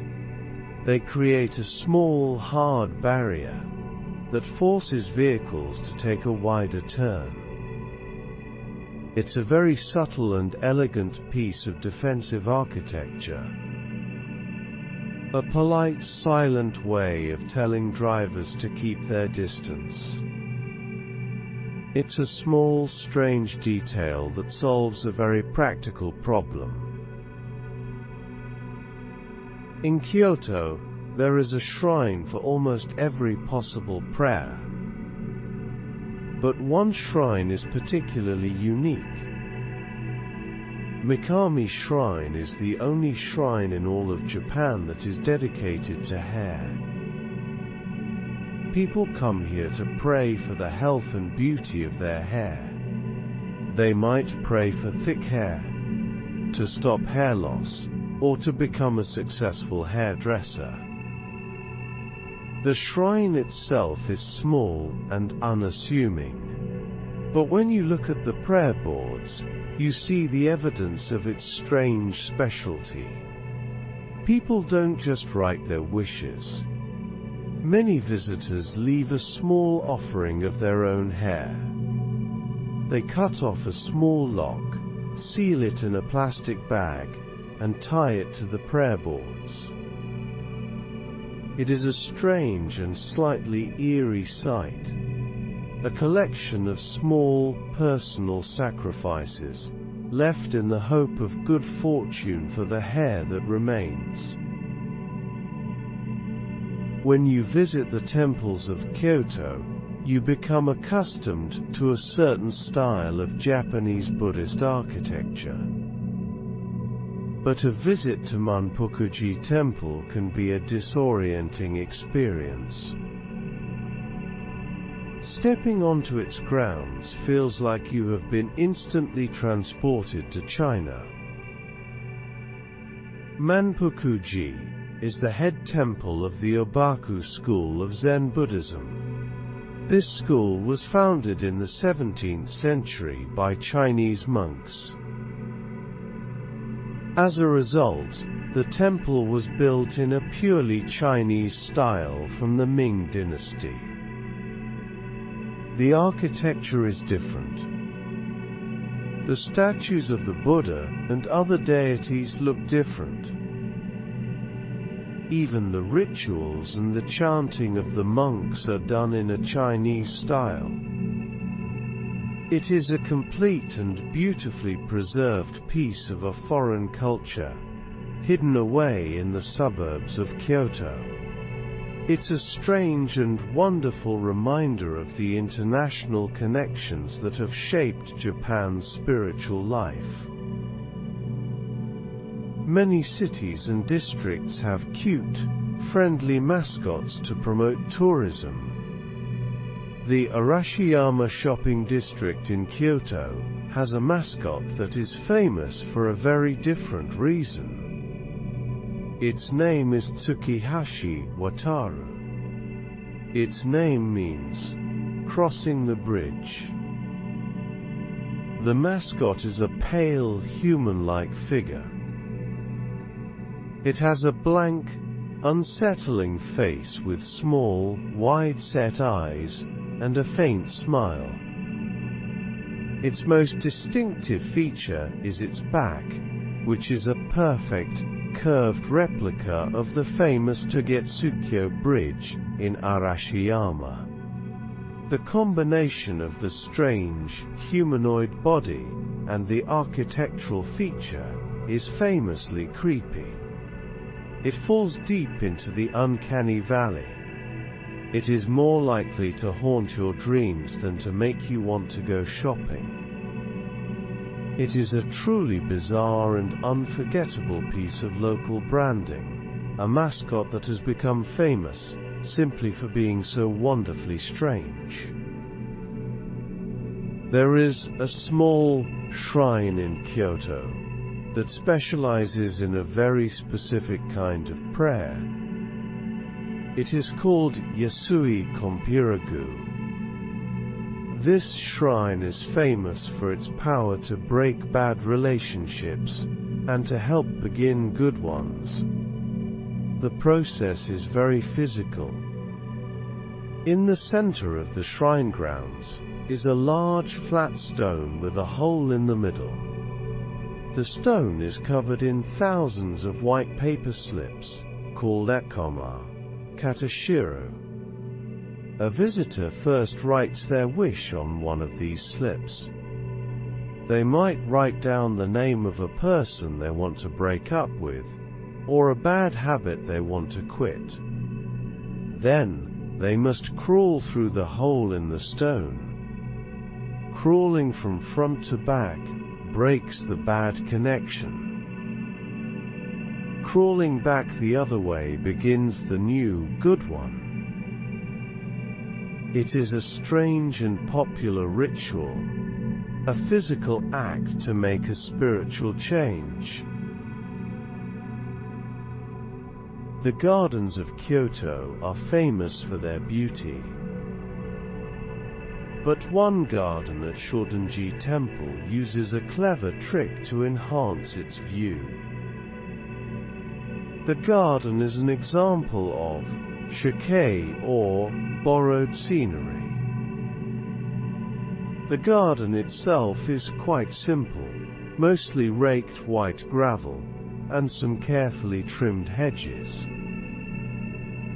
But the hedges are not just decorative. They are shaped to create a perfect frame. Through a rectangular gap in the dark green hedges, you can see the distant Mount Hiei. The framing is so precise that the mountain looks like it is part of the garden. It has been borrowed from the landscape and incorporated into the design. It is a brilliant way of making a small garden feel vast. The garden becomes a window, and the world outside becomes the artwork. It is a simple, ingenious trick of perspective that connects the small, man-made space to the grand natural world. The dialect spoken in Kyoto, known as Kyokotoba, is famous throughout Japan. It is known for being soft, elegant, and extremely indirect. This can be very confusing for outsiders. In Kyoto, a direct no is considered rude. So people have developed a complex system of polite refusals. If you invite someone to an event and they say they will, think about it. Saya tukanapan gakei enjibul. It is not a maybe. It is a definitive and final no. Even a simple yes, hi, can be misleading. Depending on the tone and context, it can mean anything from I agree to I hear what you are saying, but I do not agree at all. It is a language of nuance and unspoken meaning. A conversation in Kyoto is often about listening to what is not being said. It is a gentle, polite, and sometimes maddeningly subtle way of communicating. In the hills of Arashiyama, there is a temple with a vast and eerie graveyard. This is Adashino Nenbutsuji. The temple grounds are filled with over 8,000 small stone Buddhist statues. Each statue represents the soul of a person who died without family or friends, to give them a proper burial. In ancient times, this area was a place where people would abandon the bodies of the poor and unknown. a compassionate monk began collecting these remains and erecting stone statues to commemorate their souls. Today the statues stand in silent rows, crowded together under the trees. They are covered in moss and worn by time. It is a beautiful and deeply melancholic sight. A forest of forgotten souls, each one given a small stone marker. It is a powerful monument to the anonymous dead, a quiet and haunting landscape of compassion.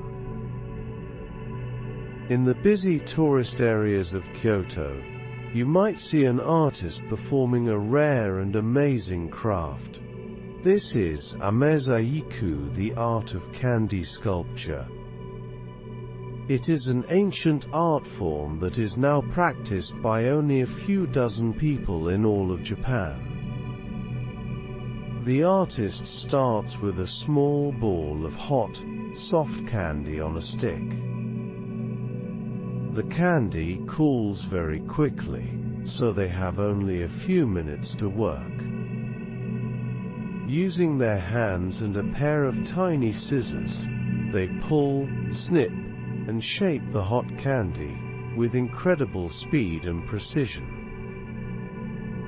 In just a moment, a simple blob of sugar is transformed into an intricate and lifelike animal, like a dragon, a goldfish, or a rabbit. The finished sculptures are beautiful, translucent, and sadly, temporary. It is a fast and magical performance, a sweet art form that is itself in danger of disappearing. The temple of Otagi Nenbutsuji is filled with statues, but they are not the solemn and serious figures you might expect. The temple is home to 1,200 stone statues of Rakan, the disciples of the Buddha. What makes them unique is that each one was carved by a different amateur sculptor in the 1980s and 90s. The head priest encouraged ordinary people to carve them. As a result, the statues are full of personality and whimsy. No two are alike. Some are laughing. Some are praying. One is drinking sake with a friend. Another is holding a tennis racket. One has an old Walkman. They are charming, funny, and deeply human. The hillside is covered with these cheerful, moss-covered figures. It is a joyful and quirky collection of art, a celebration of the individual and the imperfect, created by hundreds of different hands. When you are walking through the restaurant districts of Kyoto at night, you will see many paper lanterns hanging outside the establishments. They create a beautiful warm glow. But these lanterns are not just for decoration. They are part of a simple unwritten code. The color of the lantern tells you what kind of food is served inside. A red lantern, or akechochin, traditionally means that the place is an izakaya, or a restaurant serving Japanese food and drink. A white lantern, or shirochin on the other hand, usually indicates that the restaurant serves Western food, or perhaps is a more upscale bar. It's a very simple and useful piece of local knowledge. A quick glance at the color of the lantern can tell you what to expect.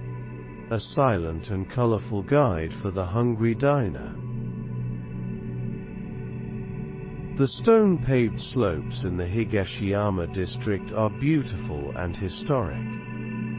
Two of these streets are called Ichinanzaka and Ninanzaka, which mean 1-year slope and 2-year slope. These charming streets have a rather dark local superstition associated with them. The legend says that if you trip and fall on Ninkara Minanzaka, you will die within 2 years. If you fall on the shorter Ichinanzaka, you will die within 1 year. It's a surprisingly grim belief for such a picturesque place. But don't worry, there is a cure. The legend also says that if you fall, you can negate the curse by immediately going to one of the nearby shops and buying a gourd.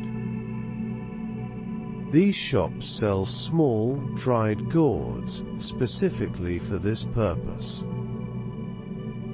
It's a strange and slightly morbid piece of folklore that makes you watch your step very carefully.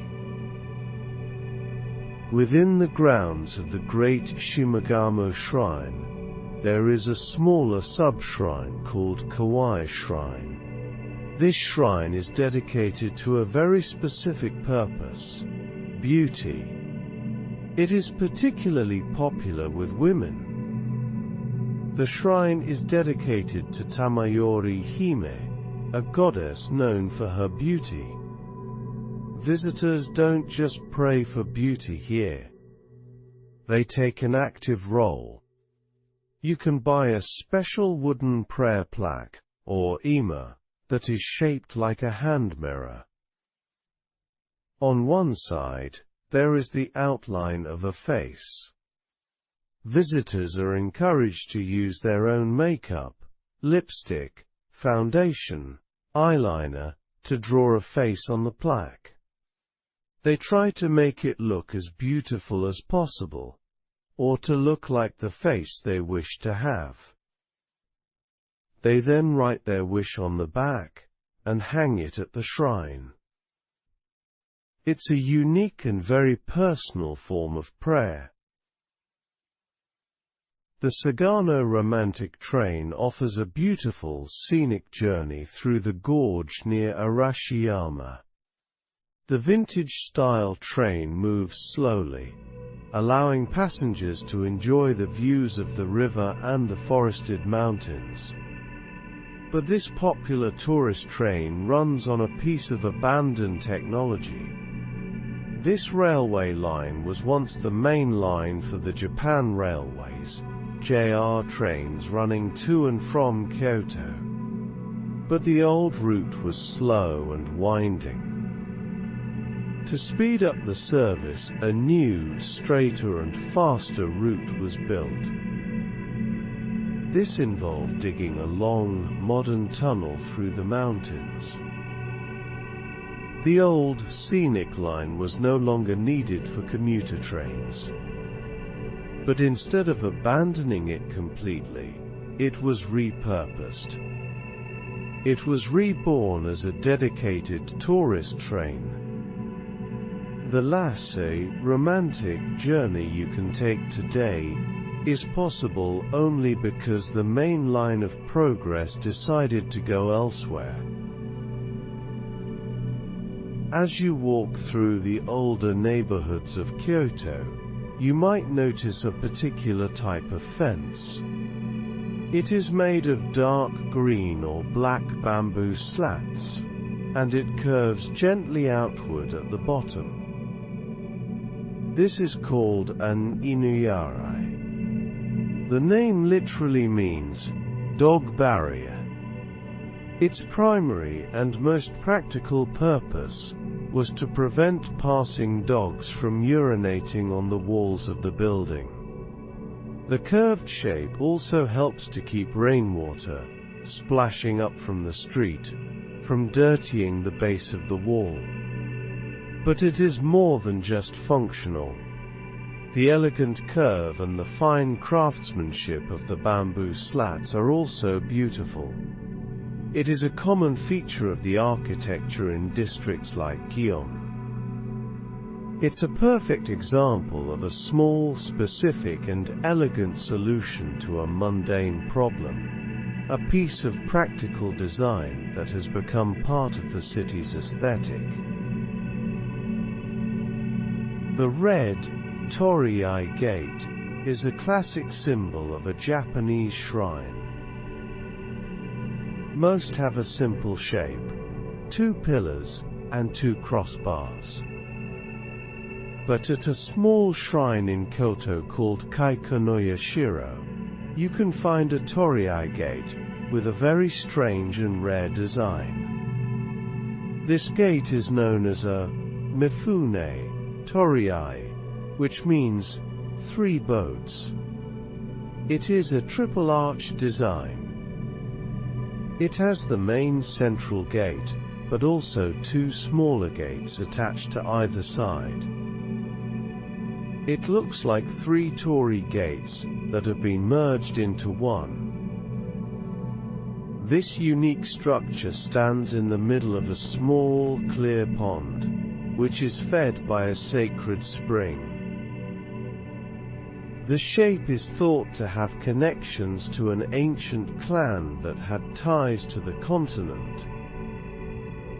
It is a beautiful and mysterious structure, a rare architectural form that you will not see almost anywhere else in Japan. Kyoto is a city of ancient traditions, but it is also the birthplace of one of the world's biggest modern entertainment companies, Nintendo. The company was founded in Kyoto in 1889 by a man named Fusajiro Yamauchi. Long before Mario and video games, Nintendo had a very different product.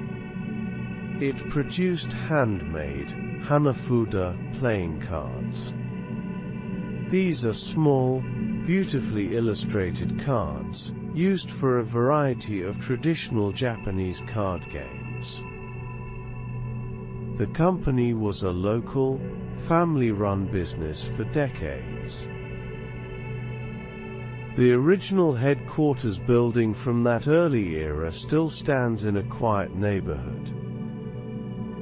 It is a modest, early 20th century building, now preserved and converted into a hotel. There is a small, discreet plaque on the wall. It's a humble origin story for a global giant, a reminder that a worldwide empire of fun began with simple paper cards made in this quiet city.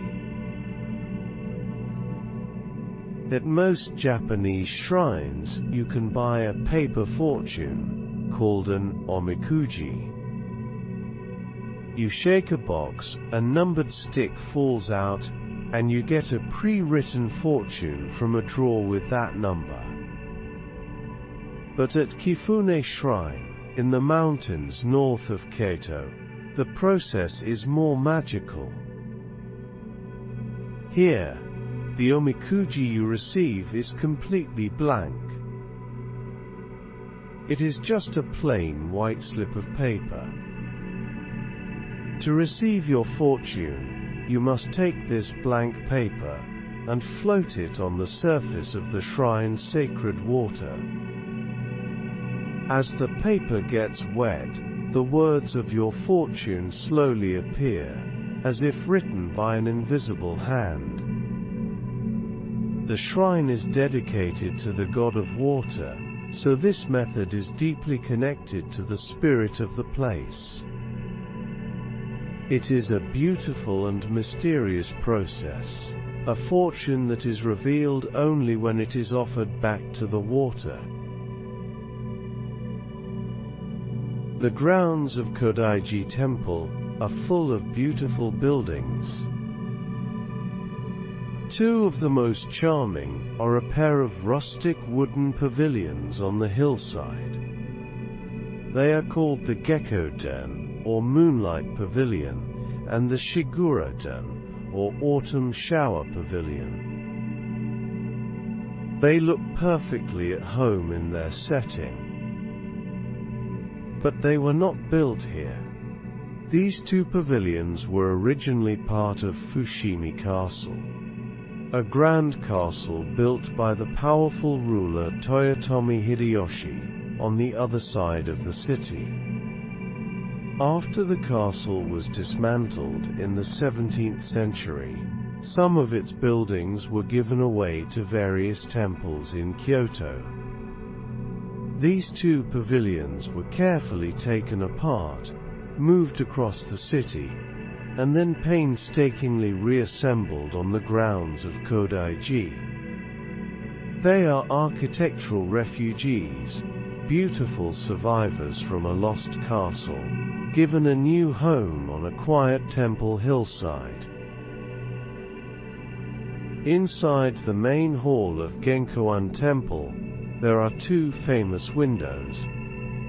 They sit side by side, but they are very different shapes. One is a perfect circle. The other is a perfect square. Both windows look out onto the same beautiful garden. But they are designed to make you see it and think about it in different ways. The square window is called the window of confusion. Its four corners represent the struggles and delusions of human life: birth, old age, sickness, and death. The round window is the window of enlightenment. Its perfect circle represents the universe, harmony, and the state of Zen perfection. You can sit and look through the window of struggle, and then move to the window of peace. They are a powerful and simple architectural metaphor, a tool for meditation, built right into the wall. The Iwatayama Monkey Park is located on a mountain in Arashiyama. It is home to a large troop of wild Japanese macaques. But it is a very unusual kind of animal park. It is an inversion of a typical zoo. Here, the monkeys are the ones who roam free. They live their lives on the mountainside, climbing trees and foraging for food.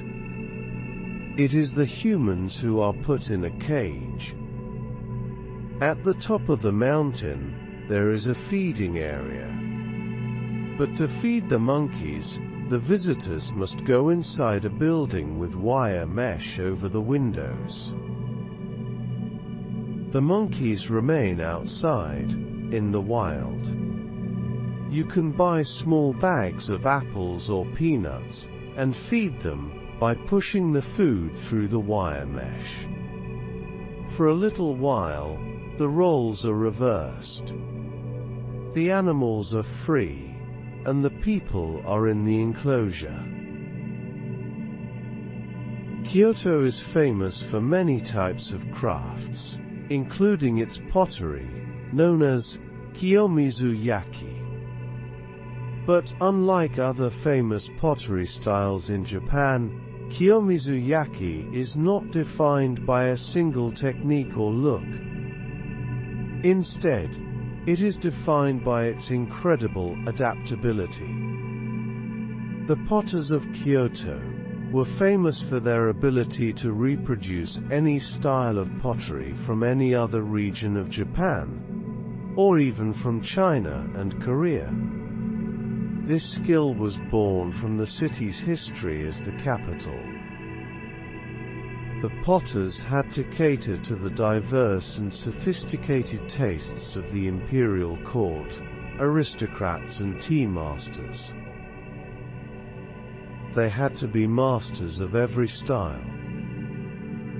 So a shop selling Kiyomizu-yaki might have a rustic, earthy vase next to a delicate, brightly colored porcelain bowl. It is a pottery style defined not by its own rules, but by its mastery of everyone else's. The Philosopher's Path, or Tetsugaku no Michi, is one of the most beloved walking routes in Kyoto. It follows a small canal, and is lined with hundreds of cherry trees.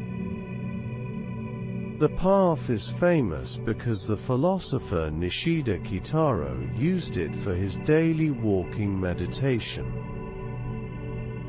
But there is another small, specific detail that makes it perfect for its purpose. The path is almost exactly 1.8 kilometers long. This distance is considered ideal for a contemplative stroll. It is long enough to allow your mind to wander and your thoughts to settle. But it is not so long that it becomes tiring, or feels like a serious hike. It is a journey with a manageable beginning, middle and end. The length itself seems to be part of what makes it so conducive to thought.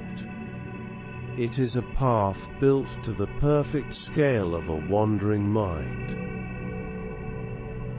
Kyoto is a city of ancient history, but it is also home to a magnificent museum, dedicated to a more modern kind of history. The Yamakoji Steam Locomotive and Railway Museum is a paradise for train lovers.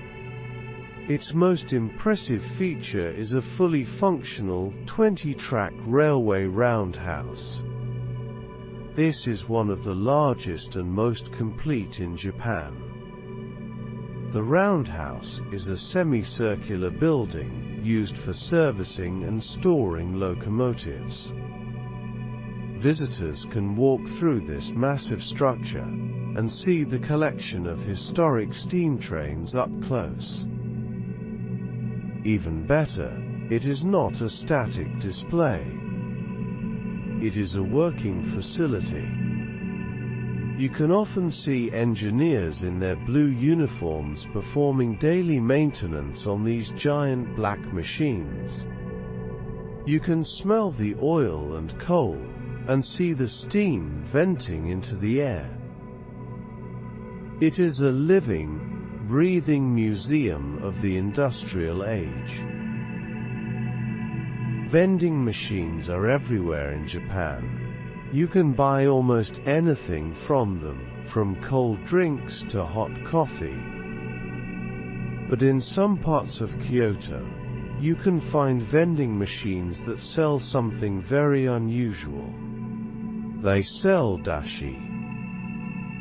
Dashi is the essential soup stock that forms the base of much of Japanese cuisine. It is usually made from kombu seaweed and dried bonito flakes. These vending machines offer dashi in bottles. Sometimes it is a concentrated base. Sometimes it is a special type, like a flying fish dashi. The fact that there is enough demand for dashi to support a dedicated vending machine tells you something about the city's deep culinary focus. Even the automated, impersonal convenience of a vending machine is tailored to the specific, refined tastes of a city that truly cares about its food.